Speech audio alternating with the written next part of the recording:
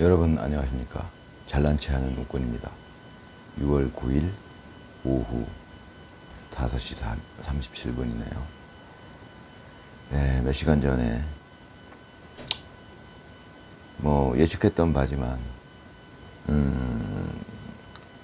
그 이재명 후보의 그 파기환송심이 재판부에서 그냥 연기해버렸죠. 예. 뭐 예측했던 상황이죠. 저쪽 세력이 워낙 지금 막강하니까 뭐 당연히 그러리라 예측을 했었고요. 그래도 다행인 것은 그것 때문에 역풍이 있죠. 이제 그런 일이 생기면. 어찌됐건 저쪽에서는 그 역풍을 최소화시키려고 노력을 했을 텐데 알아서 누워버렸죠. 그러면 뒤에서 뭐 힘을 썼다는 얘기가 되겠죠. 그리고 알아서 누웠겠죠. 그냥 알아서 뭐 강아지가 배를 깐다 그러잖아요. 그런 식으로 알아서 누워버렸는데 참 뭐 예측했던 바니까 이제 제가 그걸 보면서 그런 생각이 들더라고요. 결국은 많은 시민 국민들이 거리로 나오게 되는 상황이 생기는 거 아니냐. 그럴 수도 있겠다. 이제 대부분의 국자들은 그러니까 이제 물론 이제 평화적으로 많은 국민들이 이제 거리로 나오게 되면 유혈 사태 뭐 이런 건 없어야 되겠죠. 근데 이제 그렇게 되는 상황이 생기면 이제 모든 상황이 종료가 되겠죠. 굉장히 위험해질 수도 있겠죠. 그래서 그 가능성도 없지 않겠다라는 생각이 드네요. 이제 아까 이제 그런 상황을 보니까. 왜냐면은 그런 식으로 지금 그 이재명 정부가 지금처럼 자기들 그 권력을 더 강화하기 위해서 이제 약간 비상식적인 방법으로 그런 식으로 했을 적에 국민들이 어디까지 참느냐, 혹은 참다가 제풀에 지치느냐, 이제 이런 이제 그 의문이 들죠. 저는 제풀에 지쳐서 에이 순응하고 사느냐, 아니면은 지금 윤 어겐을 외치는 여러 사람들, 뭐 만약에 시위가 일어나게 된다면 그 사람들을 중심으로 일어나지 않을까 하는 건데 이제 여러 가지 방향에서 이제 합쳐지겠죠. 근데 이제 우선은 그쪽이 지금 시위 그 모임이 계속되고 있고 거리에서 윤호겐 행렬이 계속되고 있고, 저쪽에서는 지금 이제 그 뭐 이제 권력 잡자마자 하는 일이 영상을 보니까 윤석열 부부가 뭐 강아지 풀장을 만들어 놓고서 사치 생활을 했다. 이제 이런 여태까지 해왔던 짓이죠. 그게. 그거에 많은 국민들이 속았습니다. 저도 속았었고요. 저도 많이 속았었어요. 그런 거에. 그럴 수밖에 없죠. 뭐 관심이 없는 사람들은 속을 수밖에 없어요. 사실. 뭐 워낙에 방송에서 하는 얘기니까 또 MBC나 뭐 KBS 막 이런 데서 방송을 해버리면 안 속을 수 없는 겁니다. 그거는. 저는 어떻게 우연찮은 기회에 그냥 알게 된 거고요. 근데 이제 다행스러운 거는 늘 말씀드리지만 2030은 이제 그 똑똑해가지고 또 기존 방송을 잘 안 보고 그런 영향 때문에 그런지 금방 알더라고요. 그래서 지금 2030 중심으로 윤어겐 행진이 계속되고 있는데, 글쎄요, 제가 보기에는 아까 그 재판부가 이재명 재판을 아예 지가 알아서 뒤로 뭐 물밑 작업이 있었을 것 같은데 뭐 그거 반 해가지고 지가 알아서 그냥 배를 깔고 누워버렸죠. 항복했어요. 뭐 예측했던 일이지만 씁쓸하죠. 씁쓸합니다. 참 이렇게 되면은, 근데 저는 이제 그렇게 되면 우리 국민들이 이거를 그냥 용인하고 아유 뭐 자포자기하는 심정으로 그냥 아유, 그렇게 넘어갈 것인가 이제 이런 게 궁금했는데 글쎄요 제가 보기에는 그런 작용 이렇게 물이 끓으려면 이제 자꾸 이렇게 막 온도가 올라가는데 그런 일들이 자꾸 반복되니까 지금 이제 이쪽 국민들이 이재명 정부의 반대 의견을 가진 그 국민들이 부글부글 끓기 시작하죠 이제 서서히 끓기 시작하는데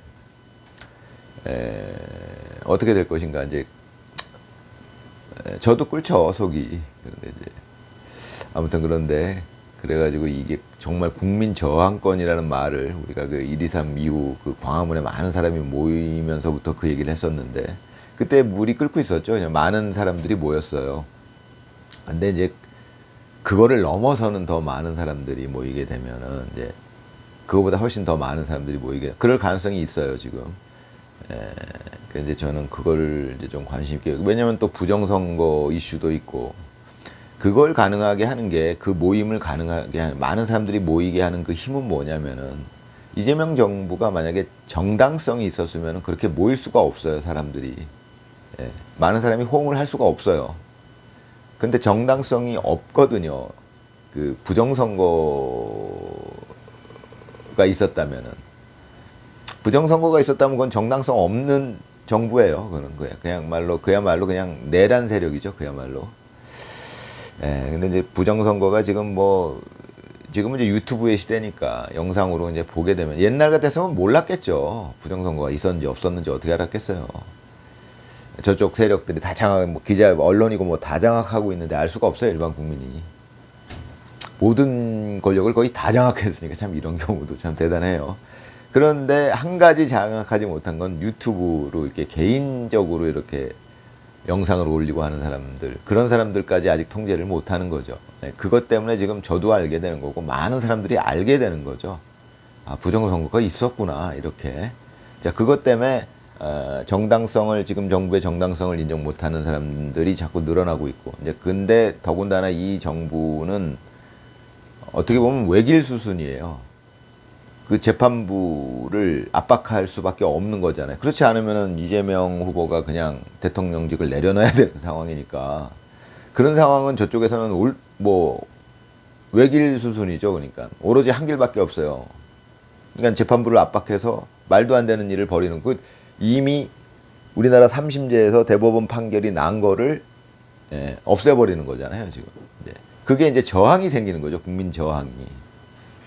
근데 그 저항이 어디까지 끌어오를 것이냐라는 거죠. 이제 그게 이제 어떤 이제 임계치라고 그러죠. 뭐 한계를 넘어서게 되면 우리가 알 수 없는 어느 임계치가 있을 거예요. 그 지점을 넘어서게 되면 이제 국민들이 거리로 쏟아져 나오는 수도 생길 수 있다는 거죠. 이제 그렇게 되면은 이제 뭐 모든 게 정리가 되겠죠. 근데 치러야 될 대가가 많겠죠. 그렇게 되면. 그래서 이제 김문수 후보 같은 분은 제가 보기에는 그런 걸 피하고자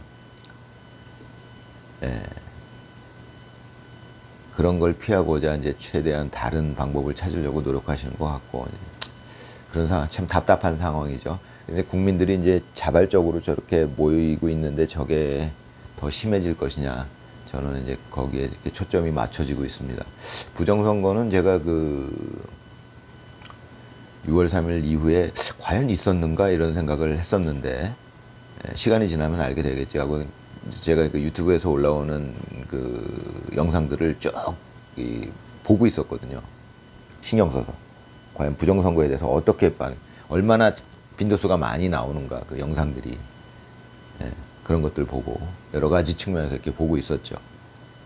내용만 보는 게 아니고 그 영상이 얼마만큼 많은 빈도수로 올라오느냐 뭐 이런 것들을 봐야 되니까요. 그 다음에 올라온 영상의 조회수가 얼마나 찍히느냐 또 좋아요가 얼마나 눌리느냐 뭐 이런 것들을 제가 주로 보는 거죠. 댓글이 얼마나 달리느냐. 그러면 이제 대충 이제 이렇게 감을 잡을 수 있으니까. 그런데 뭐 대선 이후에 지금 이제 쭉 5일, 6일 지났는데 보니까 많이 올라오고 있고 아직까지 잠잠해지지 않고 있어요. 그러니까 이제 그런 것들이 국민 저항권으로 진짜 이어질 수도 있겠구나. 그 1.2.3 계엄 때 모였던 광화문에 많은 사람들이 모였었죠, 그때. 근데 그때만 해도 저는 국민저항권 아직은 그 얘기를 하기는 이른데 이런 느낌이었고요. 근데 이제 모든 게 완성돼 가는 시기가 돼가고, 만약에 이재명 정권이 스스로 붕괴하지 않는다면, 뭐 저 사람들이 스스로 그냥 포기할 리는 없을 것 같고요. 근데 스스로 붕괴할 수도 있어요. 그거는 뭐 자기들끼리 자멸할 수도 있는 거고 그럴 수도 있는데 희박하죠, 좀.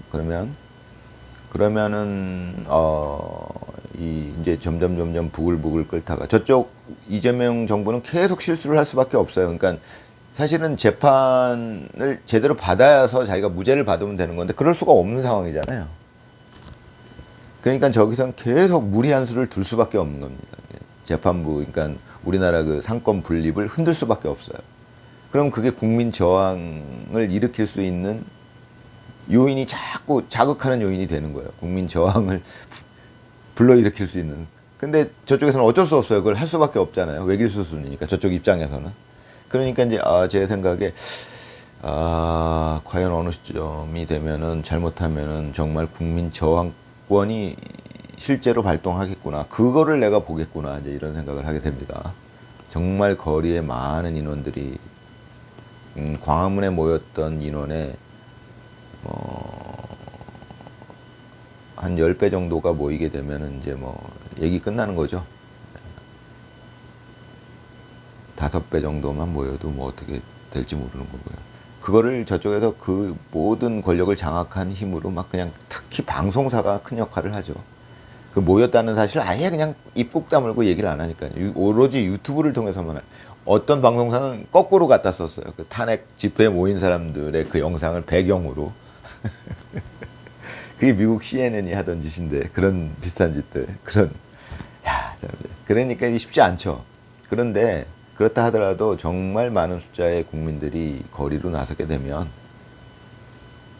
그건 뭐 어쩔 수 없을 겁니다. 이제 그때는 그것이 국민 저항권이라는 것이니까요. 과연 국민 저항권이 발동을 할지, 참 어떻게 하다가 나라가 이렇게까지 혼란스러워졌는지 저로서도 참 알 수 없는 일입니다. 안타깝고요. 그것 때문에 이제 데미지가 있죠. 알고 있었어도 데미지가 있는 겁니다. 또 시간이 지나면 회복되겠지만. 그러면 이제 어찌됐건 재판부가 꼬랑지를 확 말아버리는 바람에 정말 실망스럽고, 참 판사들, 사법부까지 저렇게 장악을 하고 있으니 참 우리나라가 진짜 정말 남은 것은 국민저항권 뿐인가 이런 생각이 드는 거죠. 이제 그거 국민저항권도 이렇게 될 수가 있어요. 그냥 모르겠다, 그냥 포기하자. 이제 전 국민들이 그런 식으로 방향을 잡는다면은 그냥 진짜 이대로 가다가는 거의 나라가 어떻게 될지 모르는 상황이 되는 거죠. 참 걱정스럽네요. 저는 굉장히 긍정적인 사람인데 죄송합니다. 이렇게 걱정스러운 말씀을 드리게 돼서. 그래도 좀 시간이 지나면 다음 편에는 조금 더 긍정적인 내용으로 찾아뵙겠습니다. 감사합니다.